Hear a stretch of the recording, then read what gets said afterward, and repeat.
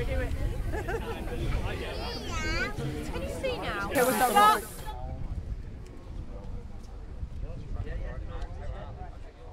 Through, please. Little wave, little wave. Ladies, just to your right, please. Ladies, right here to this camera here, please. Right here, thank you. And this is up, please, sir. No talking. Keep going round. And then we're in the middle. Come in. I'm Austin, the 3 boys. There will be a group together, essentially. Do you remember arriving here? Oakworth! This is Oakworth! Like it was yesterday.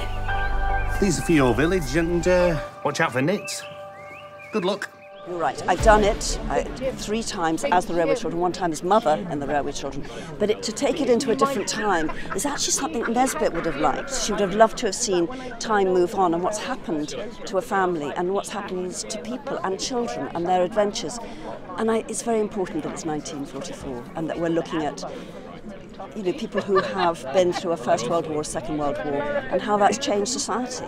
And their adventures, children are still children, and they should continue to have adventures, and they should continue to instruct us about who we are in the world, because they see very clearly, and it's lovely to see the world through their eyes, isn't it? Look at all the stars you can see. It's scary. It's not scary, it's the countryside. Someone's in there. I'm not on a secret mission. It's now or never. Nobody knows I'm doing this.